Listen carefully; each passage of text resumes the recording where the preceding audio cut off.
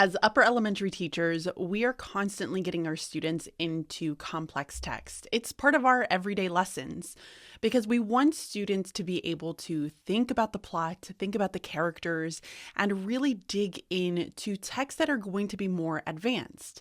And this is all in preparation for middle school and high school. But what do we do about those students who really struggle when it comes to phonics instruction? How do we still support those students who are struggling readers? Well, in this video, I'm going to be sharing with you a simple strategy for how you can help support students when it comes to reading multisyllabic words.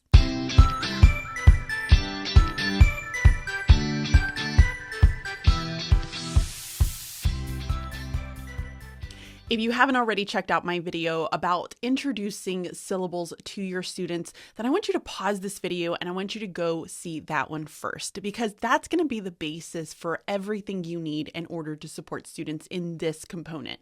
Because you can't teach syllabication and how to break multisyllabic words into syllables if you haven't explicitly taught each of these 6 syllable types.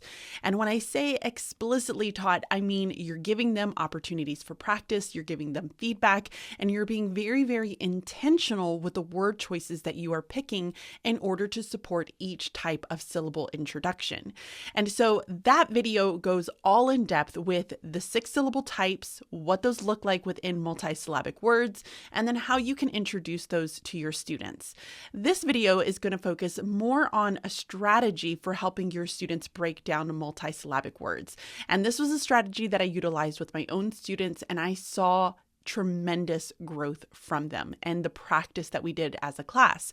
So all of the resources that I'm going to be showing you in this video are available within the Bridging Literacy community. So if you wanted to check out the community, you can find all of these resources in it. If you're somebody who's new to my channel, then you're probably wondering, what in the world is Bridging Literacy?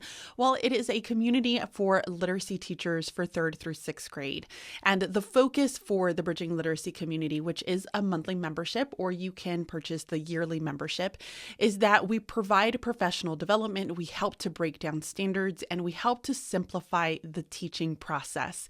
It always seems that core programs and all of the other resources that are out there, they're great, but they give you a 10-mile view, meaning you're just constantly trying to keep up with the game and adding more and more and more to your instruction, which makes you feel burned out. Your students not really learning the information as well. So instead, what Bridging Literacy does is we go 10 miles deep and we focus in on really helping students with explicit instruction, simplifying the teaching process so that you feel more confident as an educator, but then also that you can make more informed decisions about when your students are not understanding something, what do you end up doing from there? So it is truly a community that helps support you in growing as a professional, making those informed decisions, and then also supporting your students in the learning process. And of course, it comes with resources, it comes with all of the other things, but it is a membership that's going to help you grow as a professional. So that is the goal of the Bridging Literacy community. I will leave some links so that you can go and check those out if you would like to join me in this process of learning and growing this year. I would love to be able to support you for the school year. So let's go ahead and get back to syllables. What do we do with syllables? Well, the first thing that I wanted to do is just to review the 6 syllable types. And when we're looking at this is just an anchor chart, and it's one of my favorite ways to be able to print out anchor charts because I didn't have a ton of space inside of my classroom. So this is cardstock. It is a legal size cardstock, and I was able to print these. You can laminate them for durability and use them year after year. So the 6 syllable types are listed all along the side here. And one of the important things that to note is that there are a lot of other information that's out there that talks about 7 syllables. I want you to refrain from using the 7 syllable types because this one is backed by research. The 7 syllables is where other teachers have started to break things down a little bit more, and that just adds more confusion to students. So stick with the 6 syllable types because this is where research comes into play, and that shows this is how the English language, our orthography, how we build the English language is formatted. So the first one is going to be a closed syllable, which indicates a short vowel sound. And one of the important things to remember about a closed syllable is that you have to have a consonant after the syllable, not necessarily before the syllable. So it's important to know that it has to come after. That's what makes it closed, and that's what makes the vowel sound short. Then we have an open syllable, which there is no consonant that comes after a vowel, and that vowel will end up being a long sound. You have the silent E, which we all kind of are pretty familiar with, and with silent E, it just has a vowel consonant sound, and then also the E. The E tells the vowel to be silent, or to say the long sound, and then the E is silent, so it doesn't make a sound at the end of the word. Your vowel teams are going to be predictable and unpredictable. This is where students typically start to fall apart, is with vowel teams, because they are so complex and there are so many of them. Finally, we have the R-controlled vowel and then the consonant LE as well. So the E is actually silent. You don't hear it, but you hear the L, the L and the C in that sound. Let's try that one over. And then you have the R-controlled vowel, which the R-controlled vowel is kind of known as the bossy R, is typically how it is taught in elementary school. And then you have the consonant LE. So you have some form of a consonant with the L, the E is silent, so you're not going to hear that. You're just going to hear the L sound at the very end of that syllable. So those are the 6 syllable types. In the previous video that I mentioned earlier, I do go a little bit more in depth with showing you what that looks like on a whiteboard, but this was just a quick review piece. So when we start talking about syllables, one of the important things to remember is that every single syllable has to have a vowel sound. There are some cases where there is a vowel letter. However, that vowel letter doesn't say a sound, a vowel sound. So we're going to talk about what that ends up looking like and how do we support students along this entire process. So I'm going to go back to just the English language and how it is built. So there are 44 phonemes, which means sounds. Phonemes means sounds. There are 44 phonemes within the English language. Well, when we look at our alphabet, we have 26 letters. And of those 26 letters, there are many different combinations for making those 44 sounds. In fact, there are 250 ways in order to make the 44 sounds, which makes English language very challenging for students as they're starting to learn it if they're not given the explicit instruction. Students can learn how to read and write in English if the instruction is explicit. And that is the key here, is that the science and the research is telling us that we have to provide explicit instruction, and 95% of our students can learn how to read and write in English language. So long as it is explicit, we're providing opportunities for practice for our students, which is a really big and critical piece here. So we've talked about the 6 syllable types and what those look like. How do we help kids once they understand and can identify those 6 syllable types? How do we help them take that knowledge and put it into a word that they're seeing when they're reading and unpack that word in order to be able to read it? Whew, that is hard. So this video is going to talk about this process that I follow with my students. And I did this practice every single day with them. And it was something very simple. All they had to have was a whiteboard and a dry erase marker. And I had a collection of words that I would utilize with them, and they were responsible for breaking those words down. You can introduce this with your vocabulary instruction as well.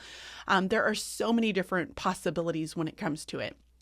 I do encourage you that when you start to teach this with your students, if you're doing some form of fluency practice as an entire class, which I typically did with task cards, were a great way to be able to do this. Some like quick fluency practice every single day was wonderful. But within that task card, identify some words that you want to break down with them first. You want them to break these down first before they jump in and start reading it. You want them to see it, you want them to hear it, then you want them to read it, and then you want to give them practice to write it. We're really tackling into all of those areas of the brain to help them create connections and process that information as much as possible. So let's talk about how do we break down these words. And of course, I have more anchor charts. Why wouldn't I have more anchor charts?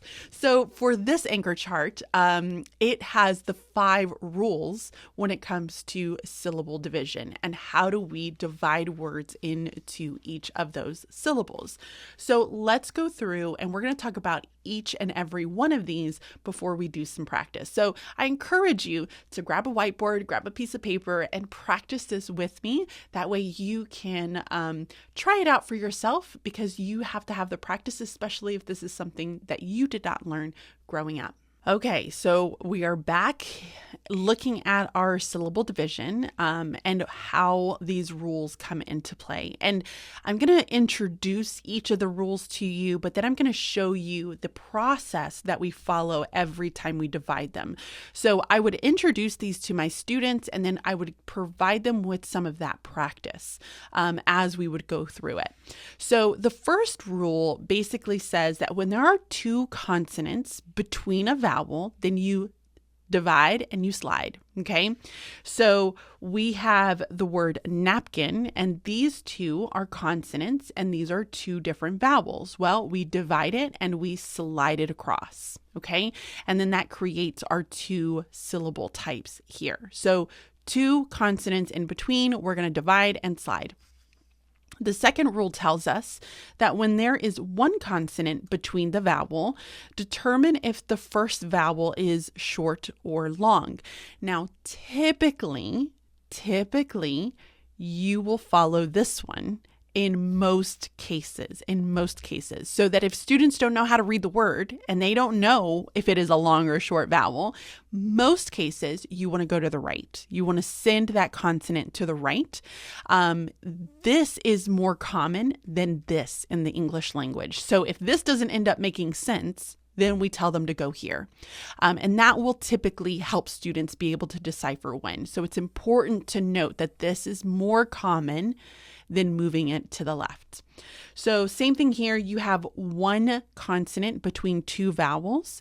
You can move it to the right or you can move it to the left. So same thing, 2 vowels, 1 consonant, but again, this is more common than this. Rule number 3 tells us that we have to make sure that our suffix and our prefix are divided and by themselves. So suffix and prefix are morphemes. They are individual units, and so those will stand by themselves. So you will always break off your prefix and your suffixes separate. Rule number 4 is talking about compound words, and we always look for compound words and divide between the words. And then rule number 5 is you never split consonants that make 1 sound. So digraphs, blends will not be pulled apart. Those will stay together, and therefore you are going to keep those together. So these are each of the rules that we teach kids. So the process that we go through is going to be very similar to some of these items here, and you're going to start to pick apart some of the words that we're looking at here. So before we jump in to do some practice, we need to talk about what is the process that we follow using the rules that we've just gone over for dividing words into syllables. Now, this one, you can put this up on an anchor chart. I never did this on an anchor chart because it was just something that I did every single day, and I used the same language every single day, and my kids got used to it. So I just made it a point to constantly reiterate the process for them, but you can certainly put this up on an anchor chart. So the first step that you want to look at, and honestly, the first and the second step are pretty interchangeable, so you can do either one of these first. Normally, I will ask, is there a prefix or suffix? And I'm going to have them break that apart first, okay? So that's my first question to my students. The next thing that I ask is,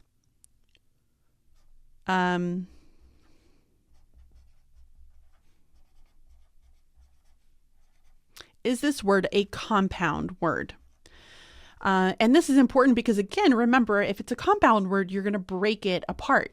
Now, this is where these two are interchangeable. So sometimes you can start with compound word. Sometimes you can start with prefix and suffix. You can really do either one. It really doesn't matter.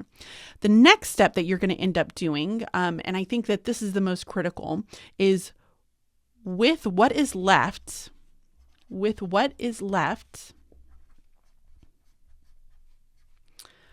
underline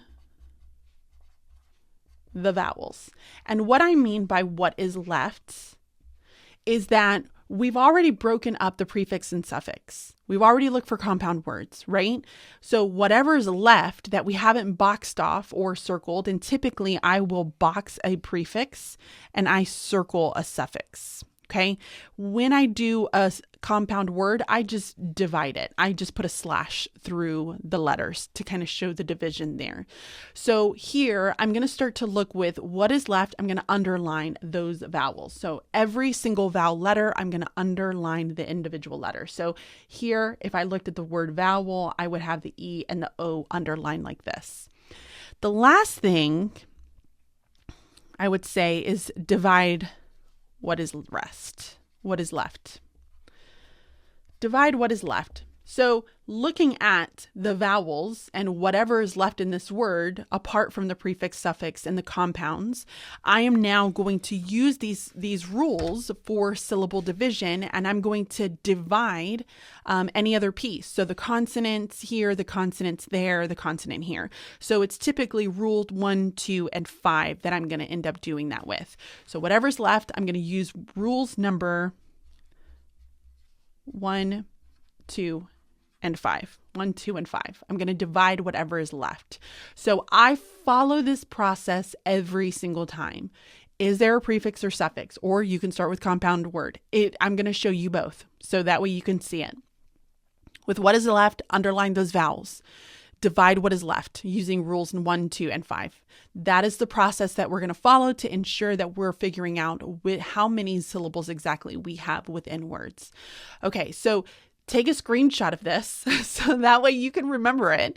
And then from here, let's go ahead and take out our whiteboards. Let's practice doing some words together. I'm going to take you through what this looks like using some of the words that I have planned out for us. So grab your whiteboard, grab your marker, and then let's plan this out together.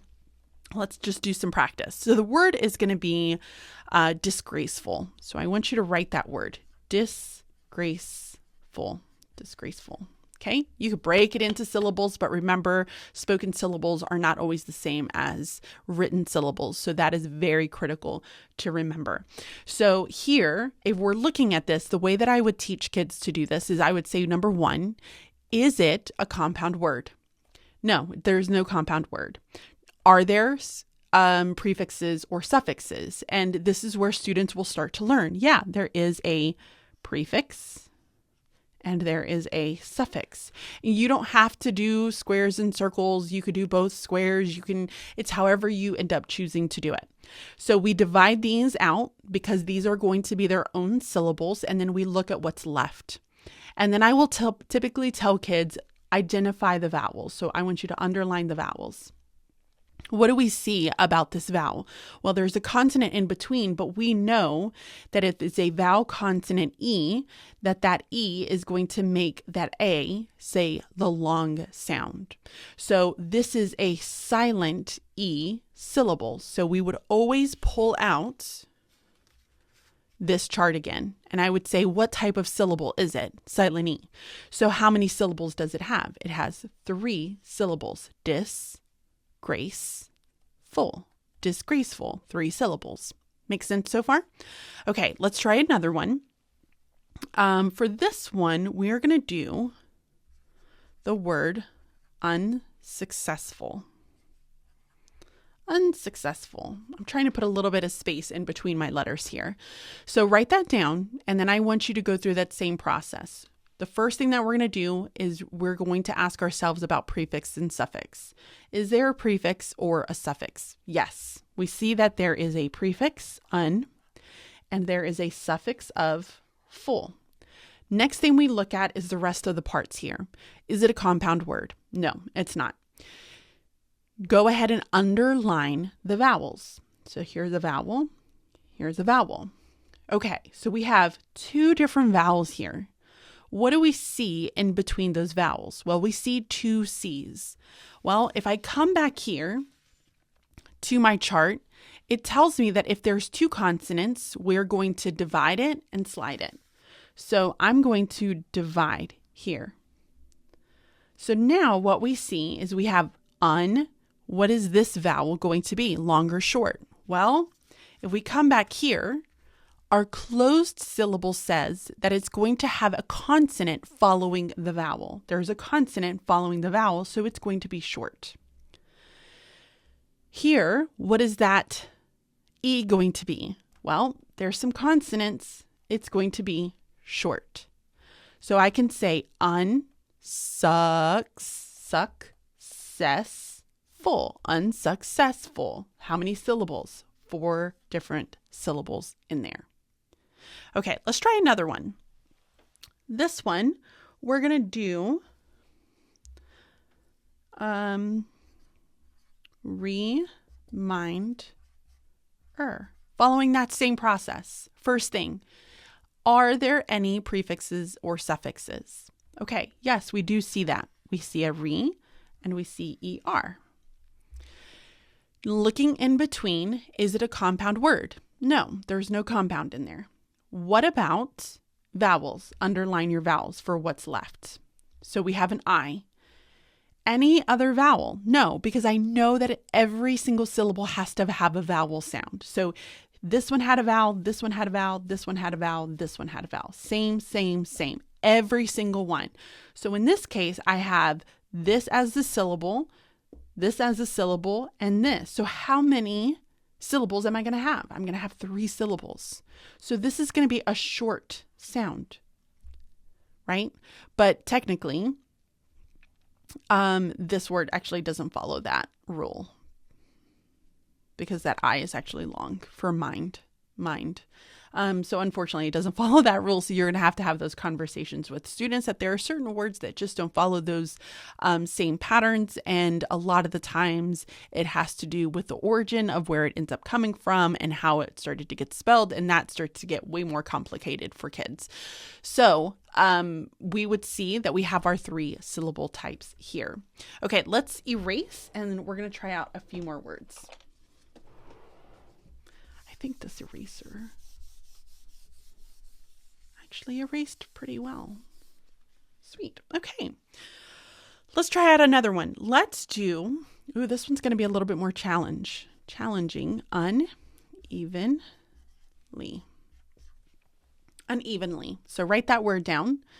And then I want you to go through that process. Prefix and suffix. Do you see one? Yes. Okay. So let's box our prefix. Let's circle our suffix because these are going to be their own syllables there. Looking at what's left over, is it a compound word? No, there's no compound word. What about vowels? Let's underline them. Vowel. Okay. Well, we have 2 vowels and there's a consonant. Well, if I come back to my rule over here, if there's a consonant, one consonant between the vowels, determine if it's short or long. Well, what if I don't know that? Remember, we said that the majority of the times it's going to be right. So I'm going to divide it here. And if that ends up working out, then this will be long and this will be short because there's a consonant right after that vowel. So let's see if we're right. Unevenly. So now I have 1, 2, 3, 4 vowel sounds, and it's going to be 4 syllables. Make sense so far? So what about if we had words that end in ed? So ed is a inflectional ending that's known as a suffix, and that suffix has 3 different sounds that it can make. It can make d, t, and id. 3 sounds that it can end up making. So how do we make sure that this is not always going to end up being a syllable all on its own. So let's show you some examples of what that's going to end up looking like. So in this case, let's do the word trusted. Trusted. Well, I want you to listen to that ending here. Trusted. Trusted.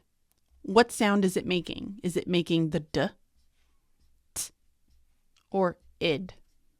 Which one is it making? It's making the id. So in this case, it will get divided all on its own. So we have trust, id. 2 different syllables for it. However, if we have a word like laughed, laughed, laughed, what do you hear at the end? Laughed. You hear the t sound.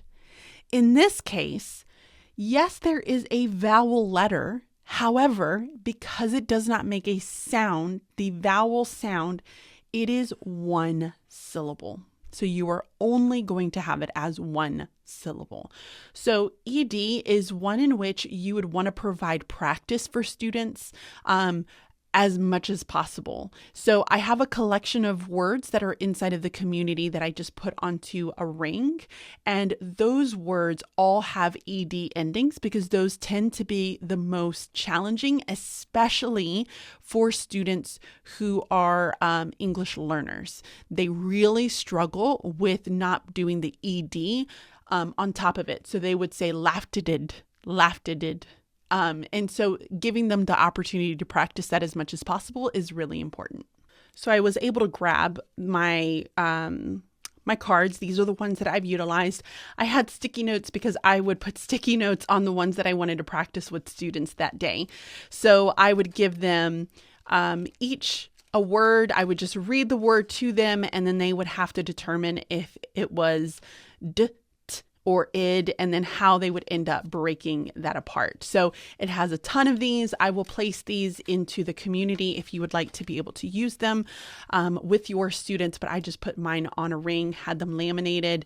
I've had these for, I want to say like 5 or 6 years at this point. So very easy, something simple that you can end up doing with your kids. So just as introducing each of the syllables, once you start going through this process of identifying each of the various components for breaking down a word, asking yourself, is there a prefix and suffix? Is it a compound word? Underline the vowels and then start to divide it from there. That's the same process that I utilized with students every single day that we were practicing some of these words, but you need to give them explicit opportunities to practice. Now, a couple of tips just to kind of get you started. So one of the things I do recommend is that you start with words that you feel confident with as a teacher. Do not give them a word and not know how to break it apart. So one of the things that I did that's very simple that you can do is just like I did for this video here. I had a list of words and then I went on ahead and I broke them down for myself so that as a teacher, I already knew the answers going into this and I could have explanations ready to go. You don't want to just go onto Google and start giving them words or start throwing words at the top of your head that you're just thinking about, making sure that you're practicing this and identifying it before you jump into it with your learners. So that if you get into something like reminder and the I says the long vowel sound, but it's actually, it doesn't follow that closed or the open process, then you want to have those conversations with kids and be able to talk to them about why that ends up happening that way. So once you introduce the process for breaking down multisyllabic words into syllables and you give them that explicit practice and you have them go through it and you provide providing them that feedback, always giving them more opportunities for responding. It's the best way to be able to learn. Then you want to start to incorporate some of this throughout the week. Now, a couple of things that I ended up doing is one, I would incorporate it with my vocabulary words. So when students had any form of a vocabulary word, I wanted them to be able to read the word. So the whole goal was that we would see the word, we would break the word into syllables, identify each of the components and parts, especially if you're working with affixes and you're starting to look at prefixes, suffixes, and roots and identifying those and the meanings and helping to construct some form of a meaning to those words, that's very, very helpful to have this and incorporate it with your vocabulary instruction as well. From there, I also had 1 or 2 days of practice when it came to our warm-ups. So we would have a warm-up every single day, and my warm-ups were very, very intentional. I'm going to be very honest, guys. I am not a here's a worksheet type of person. I want my warm-ups to be intentional to the focus of the needs of my students to make sure that they're getting the explicit instruction that they need. If I'm handing them a worksheet that's spiral practice, what are they getting out of that at the end of the day? You're going to have students who are frustrated at the beginning of class. You're going to increase those behaviors. You're not really giving them the feedback. And a lot of the times with the spiral practice, they haven't even learned the concept yet. So why do that? Instead, do something that's a little bit more simple that gets your kids excited and prepares them to be successful during the actual lesson that you're going to be doing that day. That is the purpose of a warm-up, not to give them something to do while you're trying to get your things together. It is to help them feel ready to get into the deep learning that they're going to be doing that day. So I would have words on my board. And so I would write the words on my board, or I would have it on a slideshow and I would just display it. And then I would have students break those apart. They could do it inside of their writer's notebook. They can do it inside of a paper if you wanted to take it like as a grade or just an assessment itself to determine if students are doing a good job and who you need to provide more explicit practice for. And then I would provide them that practice. So I would pick out my words for the week. I would do like 4 to 5 words, maybe 6 words if we have enough time. And then we would jump into our lessons right after that. But the kids loved it because it gave them more opportunities for whiteboard practice, which they always enjoyed. And it also helped them practice that skill that they needed to continue practicing, because not all words are made equally. There are irregular words out there, and we want students to understand how to tackle those words so that they can be successful.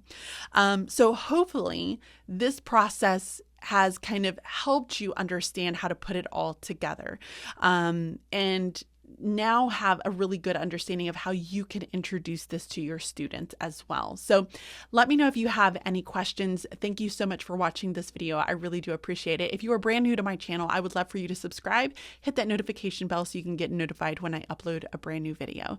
Until next time, I will see you all later. Bye.